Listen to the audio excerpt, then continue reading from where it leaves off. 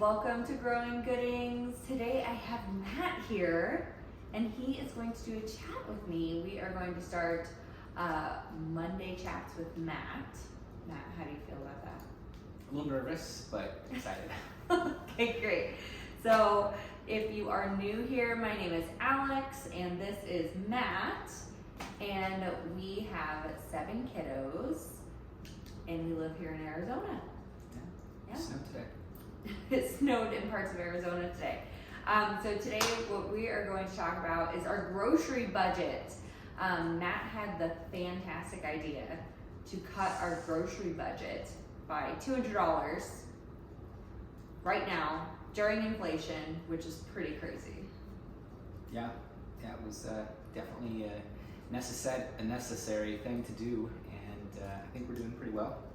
Right, and I totally did not believe that we could even cut $200 from our budget because we were kind of actually spending over $1,000, probably like $1,000 to $1,100 a month on groceries, and I thought it was really dumb to even think of cutting that, but we're here to say that he was right.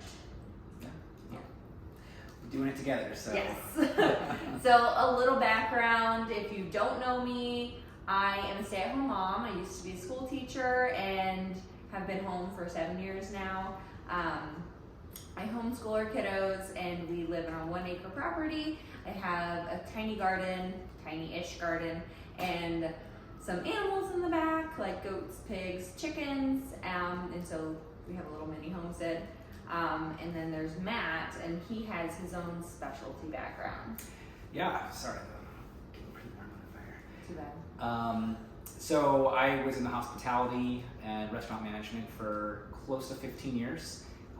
Ran back of the house operations, front of the house operations, pretty much every position in a kitchen from my very first job as a dishwasher. I've done it. Busboy, server, bartender, bar back, front of the house and back of the house manager. So definitely had a lot of experience with inventorying, quality control, cooking. Yeah, I did a lot of cooking too.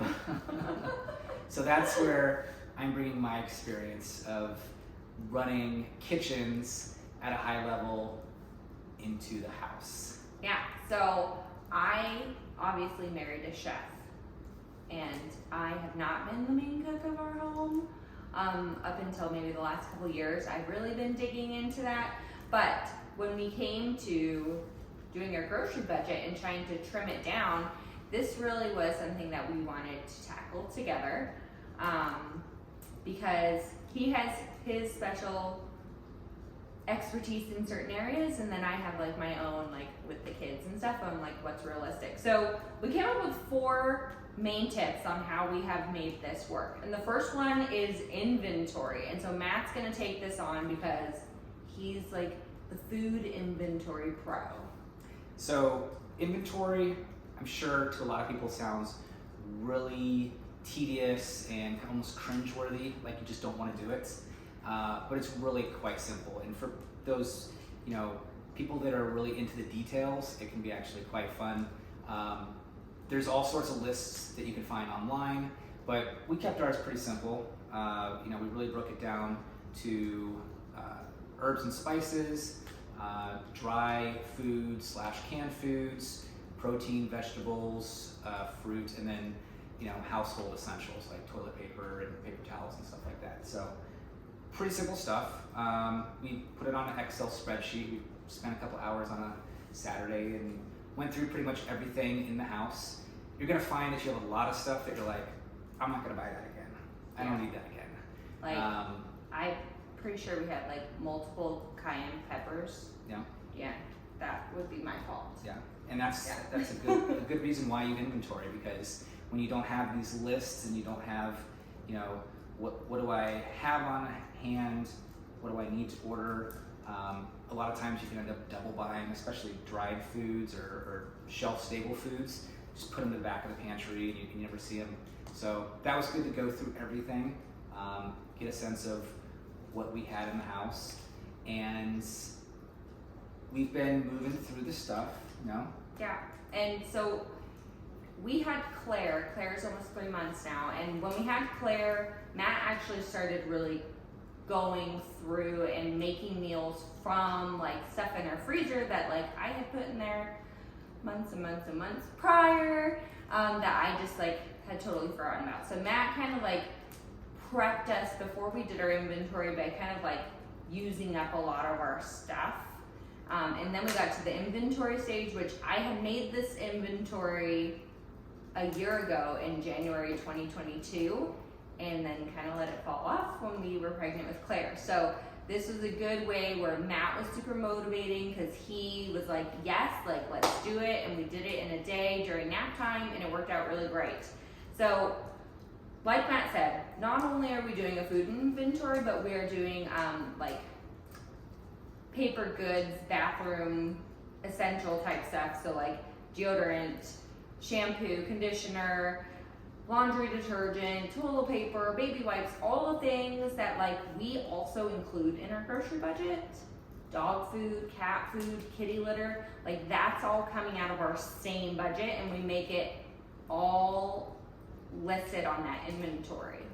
Now, one thing I did with the inventory last year is I printed it out and I put it in a page protector and used like not a dry erase marker, a wet erase marker, an expo marker, and had it so I could mark it off. Not quite at that point again, but more we can just like pop on the laptop and change whatever stuff we have in our Excel sheet. And once you get that inventory list up and running, going through your kitchen in terms of what do we need, it's really fast. You start to understand where is everything located, how much is the quantity of each thing that you're buying, and your inventory of your house will just go really quick and be really efficient. So yeah, it's a good thing to get into your weekly routine. Yeah. So the second tip that we had was shopping weekly ads. And this was something actually I was super afraid to do for the longest time because like I said, Matt had done all the cooking in our house for years because he was home all the time and he was a way better cook than I was. So I didn't really have to like work on any of that. Well, now I can cook some, like I can hold my own, I can feed people and they like the meal, so that's good. So what I wanted to bring to the table when he brought up slashing your grocery budget was shopping weekly ads. Originally, Matt's opinion was, you don't want to shop ads, you just want to go to Walmart because it's overall generally cheaper and time is valuable. And yes, I've never been someone that shopped at multiple stores for a specific item, so that was new, and it was relatively new to me as well. Matt's mom is actually really good at doing that. Like she'll pop by Albertsons or wherever she got like an ad in the mail.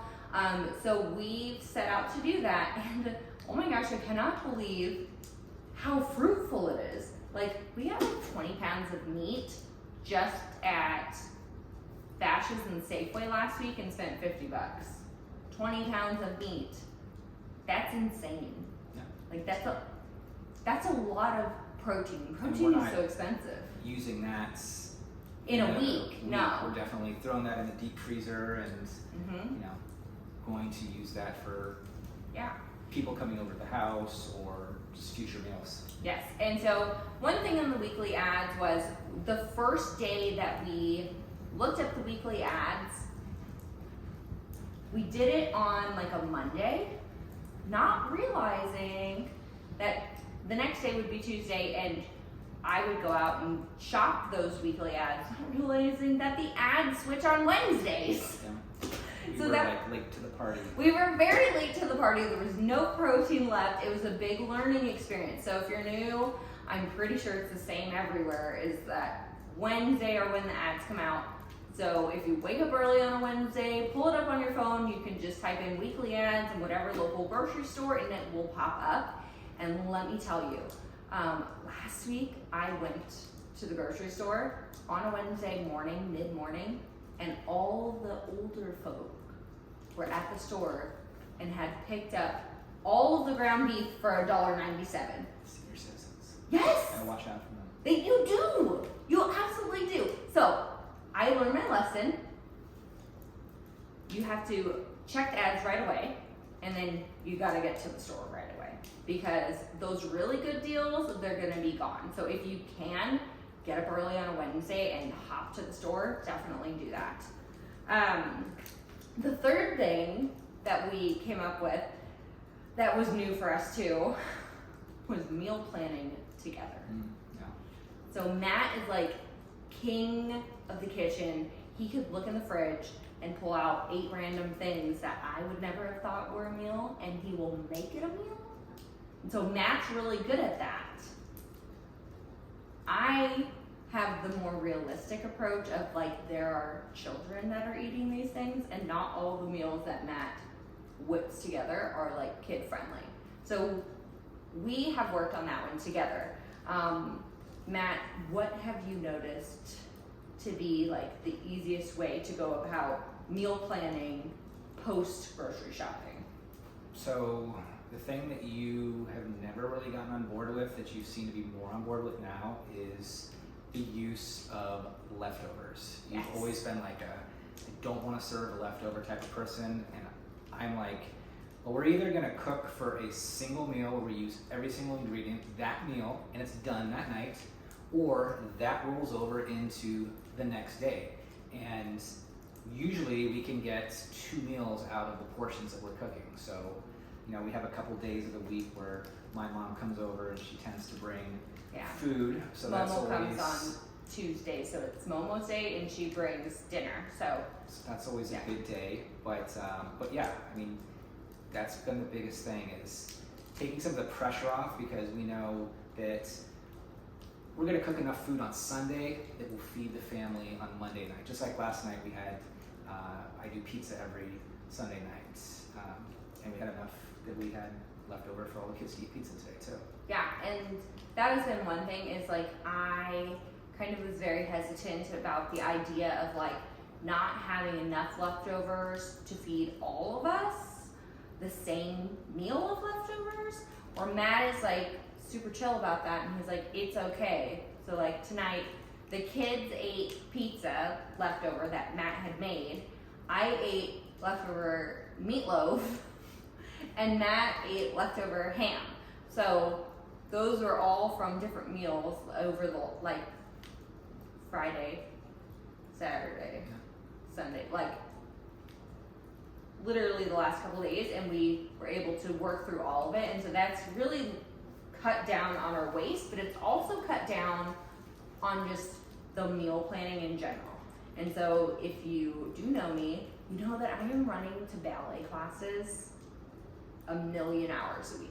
And so one thing that like Matt has been really encouraging me is to be like, hey, Fridays, Emberly has ballet from like 3:30 to 4:30, so we're coming home from ballet, and it would be a really good idea to have like leftovers or something already cooking.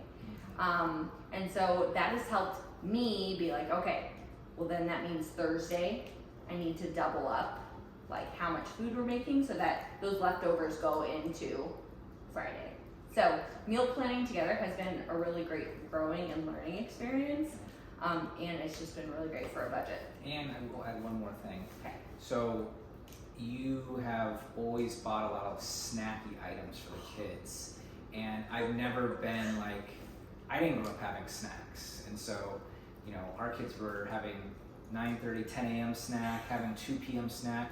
You were always buying like crackers and granola bars and stuff like that. That stuff adds up fairly quickly. Yeah, and it's not really good for you either. It's not. I got this really cool app called Yucca, and you scan the barcodes, and it tells you how bad it is or good for you. So yeah, Matt kind of like cut out our snacks, and we've noticed Kids eat. You put food in front of them now, they're hungry. and they're not pushing it back and saying, "I'll wait till snack."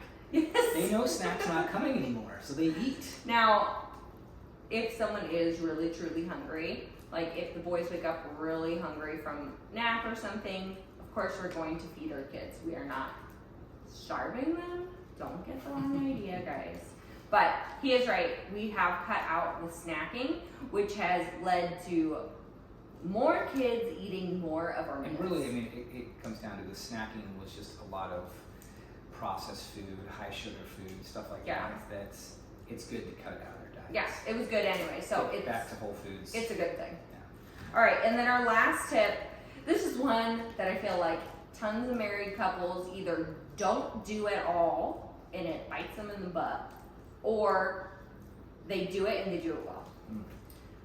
Number 4 is accountability when you're purchasing something that has to do with your grocery budget. So this sounds so tedious, but this has to be a team effort, because if I'm gonna go to the store and know that like our grocery budget is tight and I'm only there for what I'm there for, then I don't wanna be the one that's like, by the way, I walked down this aisle and I wanted to get honey roasted peanuts.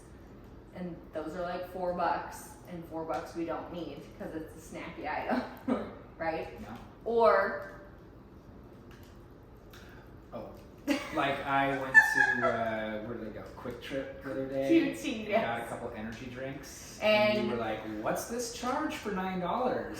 because it's coming out of our grocery budget. So the accountability is there for both of us. It's not to nag each other, but it definitely keeps us both on the same page, knowing that our grocery budget is tight and it's a team effort. This is not just, oh, the wife goes out and buys groceries and it is what it is.